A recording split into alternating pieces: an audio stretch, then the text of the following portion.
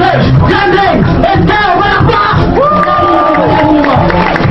Isa ba? Palakpak! Palakpak!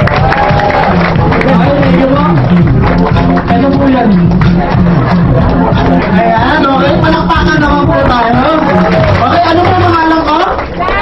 Okay, pwede na po tayo umupo. Ayan.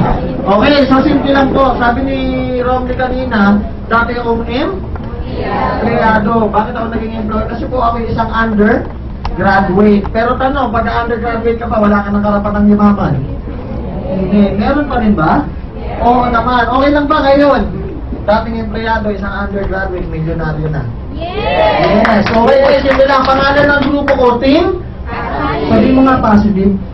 Kasi ako naniniwala ako kahit anong pangalan mo, kahit anong edad mo, dapat lagi kang positive. Ano yung tsura ng taong positive? Anong mataba? Tsura ng taong positive, lagi ka nga? Tingnan mo nga yung katabi mo. Positive ba yan? Yes! Gusto niya mapalaman yung negosyo nagpaikot ng buhay ko more than 360 degrees. Ready na kayo? Yes! Okay, pangalan po ng company natin, B-Mobile. Sabihin mo B-Mobile. B-Mobile po established sa April 29, 2008. Ilang taon na siya? 3 years. Okay, subsidiary po siya ng Penta Capital. Okay, sino si Penta Capital? Penta Capital po is a financing firm. Okay, established sa 1957. Matagal na? Sino po dito pinanganak 1957? Tatay ko. Tatay daw ni ma'am, yung iba ayaw umamin. Okay, matagal na ba? Yes! Paano, matatag? Yes! Pagka sinabing financing, ano pumapasok sa isipan natin? Nagpapahiram ng pera. Okay, sabi dito, leading independent investment house in the Philippines. Ano sa Tagalog yung leading? Nangunguna, number 1. Okay, simple lang, kaya siya naging number 1. Ito lang naman mga pinapahiram niya. 7-Eleven, Petron, San Miguel, Shell, small time eh. MRT. Sino nakasakay na sa MRT? Diba, hindi pa? Diba? Okay, guys, ABS-CBN, malaking company ba yan? Yes! Nangungutang kay Penta Capital. Tanong, sino mas big time? ABS o Penta? Penta! Penta. Pero simple lang, doon naging milyonaryo ako, masarap pa tumulong sa kapwa natin. Yes! Nung ikukwento ko yung negosyo sa kanila para matulungan ko sila, marami pa taong negative.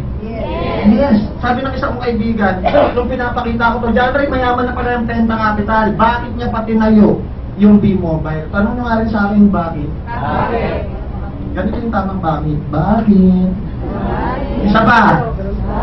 Guys, yun ka lang. Kung kayo, natuklasan nyo yung gamot sa cancer, isi-share nyo ba? Yes! Yes, mama, tanong kita, isi-share mo ba? Oo naman. Ikaw, kita, isi-share mo ba?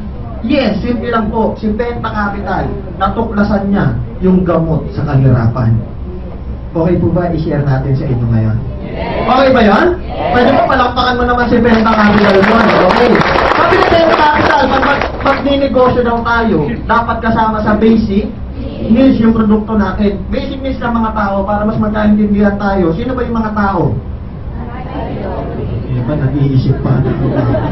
Okay, ano ba yung mga basic needs natin? Food, shelter, and clothing. Ang panahon ba nagbabago? Yes. Tingin nyo, nadadagdagan din pa yung basic needs natin. Yes, sabi ni Penta Capital, nadagdagan na rin ng cellphone, load. Totoo hindi? Totoo, meron nga ako nabasang dyaryo, sabi doon, ang Pilipino minsan pangkain wala, pero pang load palaging meron. Ang lakas na sumagot, alam na alam nyo. Okay, basic needs na ba yung cellphone load? Yes, ang kagandahan niya, target market natin halos lahat, bata, matanda, may ngipin, wala, maitim, maputi, babae, lalaki, okay, lahat gumagamit ng cellphone. Din naman itong ex-girlfriend ko, social na. Di ba? Okay, at ang kagandahan pa niyan, huge and expanding business. Ibig sabihin habang tumatagal, lumalaki, dumadami ang target market natin. Sa katunayan po niyan, noong 2010, 60 million lang ang gumagamit ng cellphone. Ilan? 60. Ngayong taon po, ilan na? 70. Next year kaya, mas marami na? Maganda ba habang tumatagal, lumalaki target market natin? Yes, okay. So, katunayan niyan, sino dito yung first time? Taas ang kamay. Huwag kang mahiya, huwag kang mahiya. Hindi mo ako magtatanong, hindi ako magtatanong. Ma'am, anong pangalan niya, ma'am? Oh? Risa, palakpakan naman natin si Ma'am Risa. Okay, ma'am, simula binili natin yung cellphone natin, gumastos na ba tayo?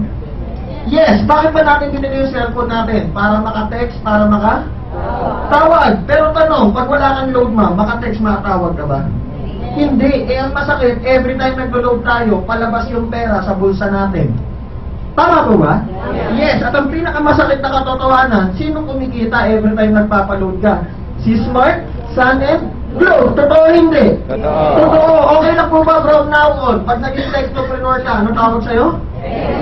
Okay lang ba every time nagte-text yung mga kaibigan natin, kaopisina natin, classmates natin, may pumapasok na income sa wallet natin? Sino gusto nyo? Taas ang kamay. Yan, kasi tayo mga Pilipino mukhang hindi po tayo mukhang pera. Okay, liwanagin ko lang ha. Tanong mo sa akin ano? Isa pa? Yung galit na galit? Mukhang pamilya po tayo. Tomo, T-O-M-O, Tomo. Bakit ka nagtatrabaho maigi? Para sa? Pamilya. Bakit ka nag-aaral ng mabuti? Para sa? Uulitin ko, tayo mga Pilipino mukhang pamilya. Okay lang ba yung dating gastos, yung dating liability? Ngayon, gagawin na natin pagkakakitaan. Okay ba yan? Yes, okay, tatanan tayo. Paano ba tayo kumukuha ng load? Saan? Tindahan. Ma'am, anong network mo? TM, okay? Touch? Mobile. Example, gusto niya mapaloadan yung load niya, ay yung SIM card niya ng 100 pesos. Magkano? Magkano ibabayad mo sa tindahan? 100. Magkano ilo-load sa'yo ng tindahan? 110. Tanong, may discount? Kahit 100 years ka bumili sa tindahan, magkaka-discount? Wala. Simple lang po. Dito sa V-Mobile na pinapakita namin sa'yo, ang makukuha mo, isang malaking discount. Pilipino ba mahilig sa discount? Yes. Gusto ko lang malaman, lahat ng tao sa kwartong to, nakaranas na ba kayo ng Pasko? Yes. Nabisip ko Pasko. Di ba pag Pasko mahilig tayo magbigay? Bumibili tayo ng regalo. Tanong, saan tayo madalas mamili? Bibi? Sorry pero bata ka pa lang, alam mo marami mandurukot doon. Tama? Pero bakit nagtatanong ka na naman ngayon pupunta sa Divisoria? Diba? Kasi mura, magkakaroon ka ng discount. Okay lang ba from now on, meron ka ng lifetime discount sa load mo? Maganda ba yun? Palakpakan nyo naman yan, grabe ka naman. Okay, ito pa isang maganda. Sino dito yung mga babae? Yung dalawa nagtinginan pa. Di ba pag kababae ka, minsan gabi na, madaling araw, may importante kang ka-text, bigla ka na check off. Pag nawalan ka ng load, lalabas ka pa ba ng bahay para pumunta sa tindahan niya? Gabi na, madilim na. Hindi na. Sa labas, pag madilim na, maraming bay, maraming nag-iinuman. Lalo na ganito yung tsura ng mga nag-iinuman. Okay lang ba ngayon, hindi ka nalalabas ng bahay? Yes, okay. Ang tawag po sa atin, technopreneur. Ang maganda po niyan, use your existing cellphone and SIM card. Maganda pa kung alin yung ginagamit. May cellphone na ba kayo? Yes. May SIM card na yan? Yes. Okay ba? Hindi ka na magpapalit? Yes. Isa pang kagandahan, use one e-wallet or use one load wallet. Okay, ano yung load wallet para mas maintindihan nyo? Pag bumili ka sa tindahan, kailangan ba nila ng 3 cellphone? Yes. Kailangan din ba ng bawat cellphone ng retailer SIM card? Yes. Oo naman. Tanong, may load wallet na ba yan? Wala. Sabihin natin na 1,000 lang bawat network. Ano ba pinakamabenta? Smart, Sun, or Globe? Smart, Sun, or Globe? Smart. Example, naubos yung pondo mo sa Smart. Pwede mo bang ilipat yung Sun dun sa Smart? Hindi. Pwede mo bang ilipat yung Globe dun sa Smart? Hindi. Hindi. Dito po sa V-Mobile, yung isang cellphone mo lang, isang SIM card mo lang, isang load wallet, lahat kaya mo nang loadan. Okay po ba yun? Yes, para mas maliwanag. Example, may pondo kang 1,000. Magkano? 1,000. Ang SIM card mo, ano? Smart. Kaya mong loadan nyo? Sarili mo. Okay, loadan mo ng 100. Okay, magkano niload mo? 100. Ang mababawas sa pondo mo, 89 lang. Okay, so magkano matitira sa cellphone mo? Sa load wallet mo, 900? 11. Naubos yung load mo. Gagamitin ba natin yan? Yes, nag-load ka ulit, niloadan mo na naman ng 100. Bababawas sa 911 mo, magkano ulit?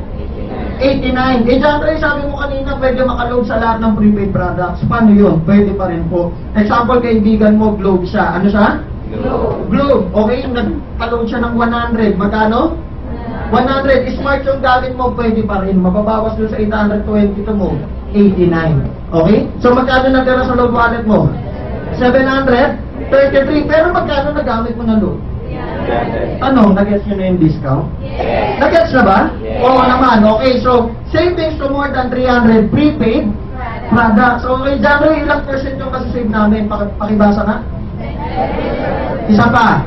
10 to 12%. 10 to 12